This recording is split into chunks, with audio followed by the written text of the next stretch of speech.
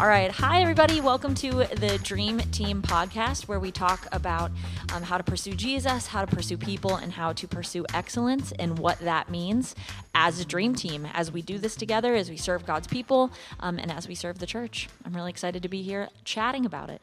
It's a good time. It's good to be back in September. the rhythm. September is here. Yes, it is. Holy smokes, which means summer is gone and fall is upon us. Gone. Except that it's 80 out right now. It is a weird season, thus is fall. I don't like it being 80 when I want to wear sweaters. Yeah, if you were to create your ideal fall day, what does it include? What do you look forward to in the fall? It includes it being cool enough to wear a sweater or a sweatshirt all day. Yeah. It includes some good coffee.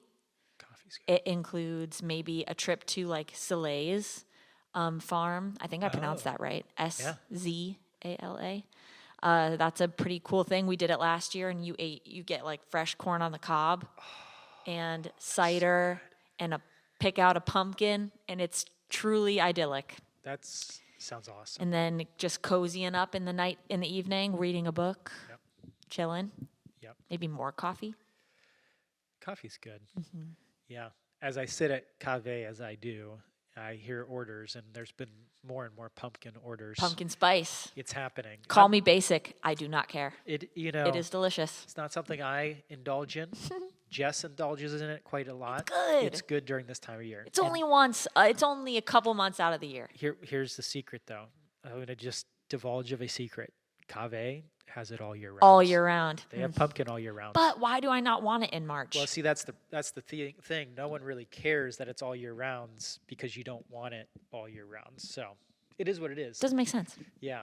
Well, I like that stuff, but primarily I look forward to football and all the good fall. I don't know why summer has amazing food. Fall has a different set of really good food. Oh, yeah. And so there just feels like there's some football food that I enjoy. But it's good, it's good. A nice warm soup, chili. Yeah.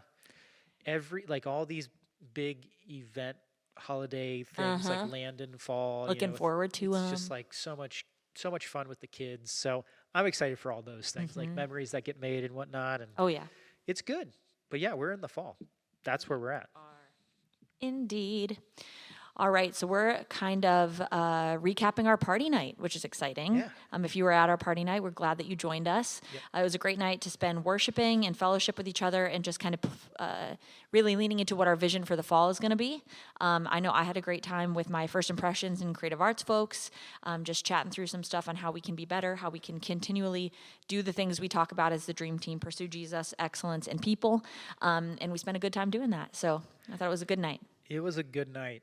And I think first, I just want to say thank you to our dream team, because it is, in particular, I think about the ongoing commitment to that, right? The saying yes to the calendar invites or the serving invites. And for a lot of dream team members, that comes very consistently. And so I know it gets tiring, and I know it gets exhausting, or it gets complex at times around personal schedules and whatnot, but I appreciate everyone so much and their willingness. I was talking to you earlier, and this goes for any church, but like every Sunday we pull off a 250 person event, which we know we don't call an event, it's a service, but we need people who are willing to prepare for that and prep for that. And our dream team is so essential to that. And so we are deeply appreciative of you guys. I think secondly, it was fun to just get everybody connected to the fall stuff. So we talked about things to come. We talked about things that were. I talked about what it means on the dream team to be servant-minded, and how we're invited into that based on being, in Jesus, and how that new identity takes a hold of us. And so all of that's really good. And then we had a great time with our teams, praying, celebrating, all that good stuff. So it's exciting to see what God's doing. Some new faces were here. Some new faces will be jumping in this fall, which is exciting. And the hope is that we just keep connecting people to their kind of fit inside of serving around here. So it's good. And in our previous podcasts, we've talked a lot about pursuing Jesus and pursuing people. So today we are going to really highlight how do we pursue excellence. This is making Jesus make sense. It is striving to do the best with what we have, which is one of our values here at Grace Church. Pursuing excellence is doing more so that we can encourage people and we can create an environment for people where it's distraction free. And that doesn't mean, I tell my creative arts team this all the time, that doesn't mean we're consistently seeking out perfection, but that means we are striving to be the best that we can be for Jesus, who has done the most for us by laying down his life. And I think we get to talk about what this means as a follower of Christ. And one quote that we have here is that serving God should elevate our level of excellence in every part of our lives, not lower them. And I think I see this in my own life, how I can maybe let things slack in my personal life, but then in other ways it's going the opposite direction. And I want to find ways in pursuing excellence, pursuing Jesus, how we can even those things out a little bit more. Yeah, it's an interesting quote, right? It's I think there is an immense amount of grace that God has given us. The gospel tells us about this immense amount of grace, this gift that we've been given through Jesus and his life, his death, resurrection. And what in reminding ourselves of that, what that ought to do is it ought to spur us on to continually want to pursue him, follow after him, and grow in the process of that. And so that's why I love this idea of pursuing excellence and how it makes Jesus make sense. That in the way that we treat other people, in the way that we play out our lives, not just here on the Dream Team, but in everyday things, really can give a image or a visual of who Jesus is and what he's done for our life. And so excellence is less of get it right so that you can please God. Excellence is less of get it right so that you can prove yourself, get it right so that you can be in the right with God. It's more of a response to the grace that God's given us. And so I want to do the best with everything I have, like you said, and I want to set my life on display so that people see Jesus. And that's why we tagged, when we talked about this, the Dream Team Creed, that's why we tagged living to make Jesus make sense at the end of this one.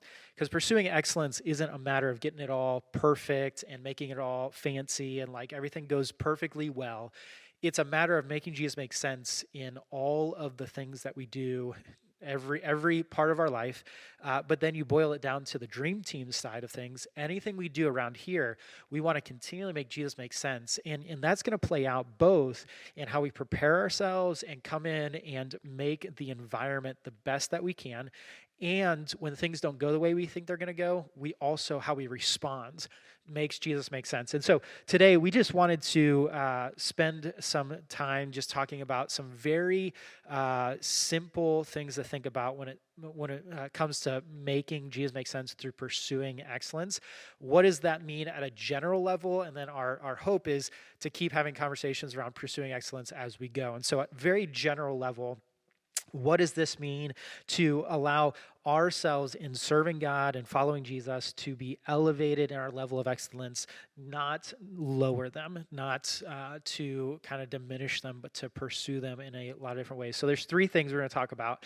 It's to be efficient, be effective, and to be engaging. So be efficient, be effective, and be engaging, right? And so inside of that, before I get into those specifically, there's another quote. There's a book I got a lot of these quotes from. It's called H3 Leadership, and it's an excellent kind of quick read of a lot of leadership conversations around what it means to follow Jesus. And one of the things that the author says is set standards that scare you. And so I think when it comes to excellence, that is one of the definitions you can use for excellence, is setting standards that scare you. And I don't think it's so much like an actual fear tactic mode. It's personally, am I willing to pursue areas where I don't feel comfortable all the time? Am I willing to pursue this in levels that I don't feel comfortable with all the time? Am I willing to try to make this better, even if I don't know how to? That we set standards that scare us because we want to seek to make Jesus make sense no matter what, right? And so when it comes to being efficient, effective, and engaging, we want to first and foremost kind of come at it from the foundation of we want to always be setting standards that scare us, a little bit of like, how are we going to do this and how is this going to play out? and relying on the grace and wisdom of God in the process. And so be efficient. A couple of things that I think about with this, especially inside of what it means to serve on the dream team. So all of this is kind of enveloped in the dream team. Now it can be a part of our personal life, right? And so you and I, Paige, we don't just work at the church. We also have families. We also have neighbors. We also do things in the community. We lead other things. And so all of this plays out inside of people's lives on a daily basis in a lot of different ways. The first is be efficient.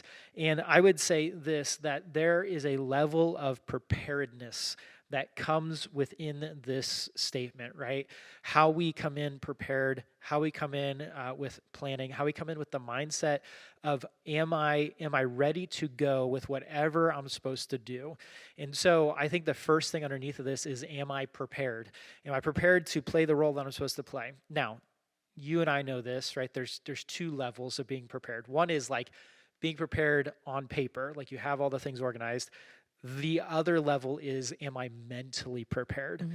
Which is a whole different ball game of preparedness, right? It's like I can see the things, I can know what's going to happen, but when I walk through the door, am I mentally prepared to serve others? Yep.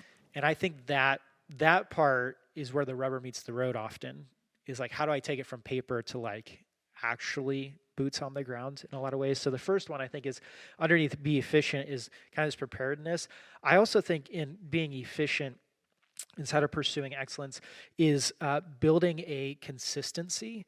And I think to myself, it's a consistency that not only has impact with people, but also has impact, we just call it the program, right? That when I'm consistent and I'm in front of people and leading people, right? There's something about the effectiveness and efficiency, as the word goes, to impacting their life because I'm around them. And then there's also this level of being consistent in showing up that makes the job that I'm doing way better over the long haul, because I am figuring things out as I go. And the more that I do it, the more I figure out, the better it becomes. And all of a sudden, I'm able to train others in it. And so efficiency comes with being prepared. It also comes with being consistent. And then lastly is always seeking to constantly improve, right? And so this one can be taxing at times because it means change. And I think just natural human instinct is like anti-change. We like change in theory, but when change comes, it's hard, it's taxing, and there's no way around that. It just is. But when we're always constantly looking to improve, we're always willing to look and say, what needs to be changed so that not we look better, or so that the program is the smoothest it's ever been, but ultimately so that Jesus is made sense of. And so anything little to big that needs to be improved, underneath that umbrella is seeking to make Jesus make sense in the arena that we sit in here as the dream team. And I think that is one of those things of being efficient. The more efficient we are, the more that we're looking to improve things to be able to share the love of Jesus, right? And so I would say preparedness, consistency, improving. Any underneath of the be efficient, any stick out to you or that you think resonates with you in particular? Yeah, I think that constantly improving. I think that this is all something, especially coming from someone who is sometimes or a lot of the time ends up being a perfectionist in a lot of ways. I can see constantly improving as something that maybe scares me too much, because I see other people who do things really well and I'm like, I could never get to that level. I could never be that good. So why do I try? I think being excellent and setting a standard that scares you is saying I will constantly improve, even if I'm scared of it. And even if like someone who's anxious like I am would see that and be maybe put on edge, thinking I need to constantly be getting better when I already am scared of not being good enough. So I think that is something that is definitely a difficult thing, but something that can produce a lot of fruit and can really grow you not only as a person, but also in how you're able to serve. Yeah. I think underneath this one of being efficient, something that has to be said is as we seek to be efficient, we also seek to be graciously efficient. That maybe that, I don't know if it's the best way to put it. It's just the way I think about it.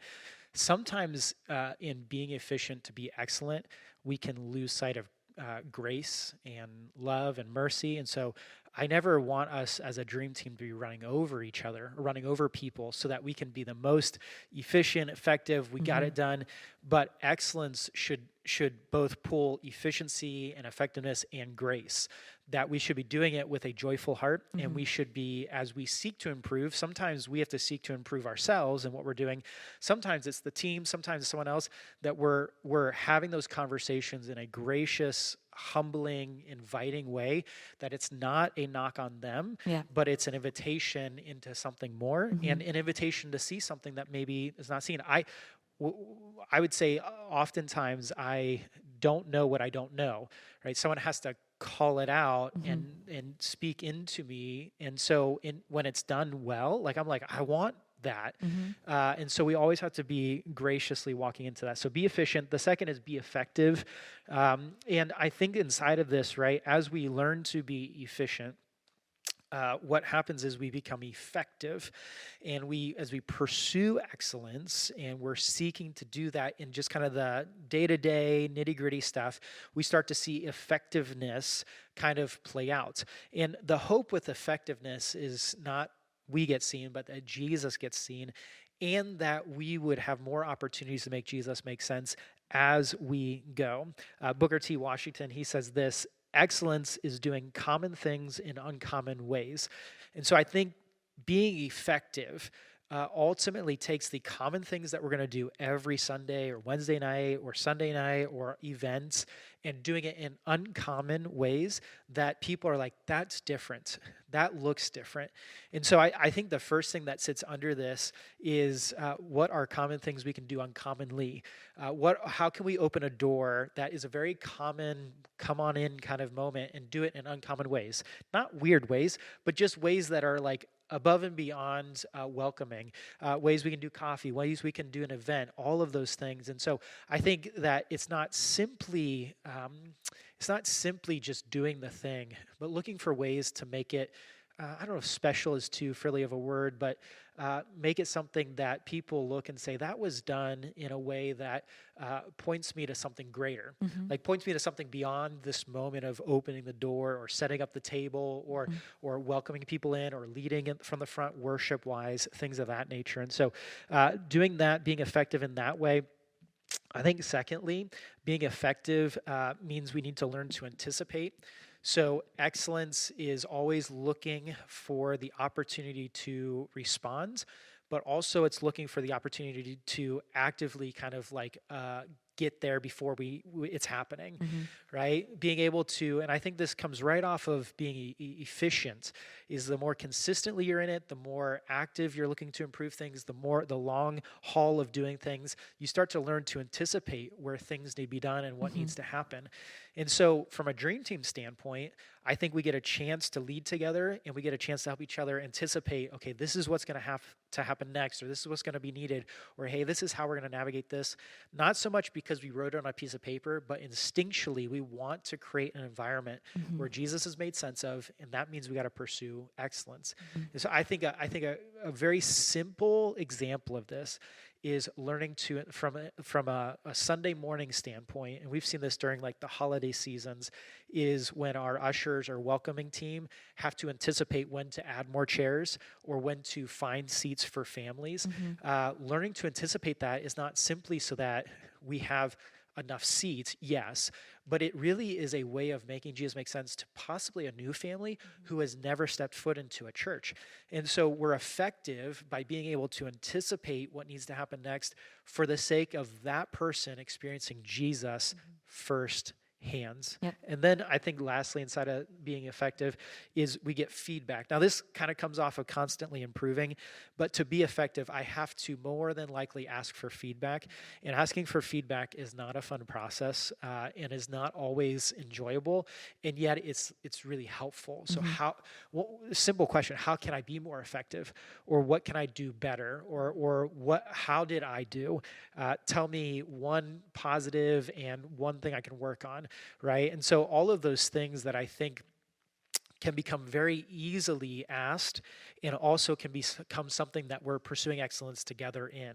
And so, what I do with that when it comes to trying to be effective is I've created a sermon feedback loop. So I send my rough draft sermon to our leadership team, usually on Thursday, if I'm lucky Thursday, sometimes Friday, and I let them peruse through it and give me any suggestions. I kind of look through it again and then preach it on Sunday. And then Sunday afternoon, I have a post-sermon feedback team. It's a whole different set of people that give me feedback based on how I did or what I preached about in the service. And what that's helped me done is it helped me process like where I'm effective and where I'm not effective. And so simple ways of just looking at someone you're serving with and say, how could I do this better? Where could I learn? Or things of that nature can be a incredibly encouraging thing to being effective, right? Which is, we want to be effective for the gospel. And sometimes that just takes working and processing and kind of growing in different things of that nature. So be efficient, be effective. Last one is be engaging, right? Is that the one? Engaging, yep. Engaging. We changed the word right before we started. And so, but be engaging. And so this is the thing. When it comes to, well, let me ask you this, Paige. What do you think it means to be engaging from a serving standpoint? If I were just to say that, what goes through your minds? I think it means not even necessarily plastered with a smile, making yourself seem as cheerful as possible. I think it simply means walking up to somebody and being unashamed to ask who they are, to ask where they've come from. And again, from someone who has maybe struggled with that in the past, I've found great joy in doing that recently, being bold and walking up and saying, hey, I've never met you before. Can you tell me your name? What brought you here? I think that's engaging. Asking their name, asking for a story, remembering a name, how powerful that is. There's many funny stories I probably could tell about names, but walking up and asking somebody, hey, what's your name? How long have you been coming here? And they're like, been coming here for 4 months. What are you talking about? And you're like, you know what? That's okay. Yep. If you had never met that person before, you walked up and you were bold in asking them who they were. Now, if you'd met them 8 times and had forgotten their name and forgotten who their face 8 times, maybe that's another issue. That's on you, man. But in that case, you're walking up, you're engaging them, and you're saying, hey, this is who I am. I want to know who you are. And even if the reciprocation is not totally there, maybe the conversation's a little awkward or you feel uncomfortable or whatever, you maybe were weird or they were weird or whatever, at least you took that step forward, walking into a space that was uncomfortable or new and saying, I would like to know more about you. Here's some information about me. Where can we take this next? That's engaging to me. Oh, I think you're so right. And that is, it's people first, job title or job responsibility second. Now, we always are prepared with the job responsibilities to meet people through that, but you're always engaging people. And I think the idea of engaging people, it is often means taking us out of our comfort zone, and it's often challenging us to have the conversation that sometimes feels awkward and inviting people into that, right? I think it's the first thing with being engaging is usually it takes us out of our comfort zone. Now listen, just as uncomfortable as you think you are, it's probably double for the person you're talking to for the first time. I've learned this in the Sunday morning setting is I don't think people always know how to interact with the friendliness and the someone coming up and wanting to know about them. And so one of the best ways to display Jesus is by getting to know them inside of this environment. I had this was years ago, a lady tell me that she was confused by the friendliness of our church. And it like grew on her over time, but she just didn't know how to interact with it. Yeah. And so if it's awkward at first, it might just be simply awkward, and that's okay. And Jesus, I think, meets people in the awkward. I think you're right. The second thing is like remembering things about them. Remember their name. Now, a little trick that I've learned. It's not 100% perfect, but it's about 95% perfect. I have done this where if I meet someone new for the first time, I ask them their name, and then you get to ask questions. And then before we end the conversation, I always just say, okay, one more time, what's your first name? Yep. And usually that helps it stick. For sure. For me, at least, not for everybody. But find a way to associate that. Because if you can remember their name the next time that they come, it has a whole lot more weight than, hey, what's your name again? It makes it personal.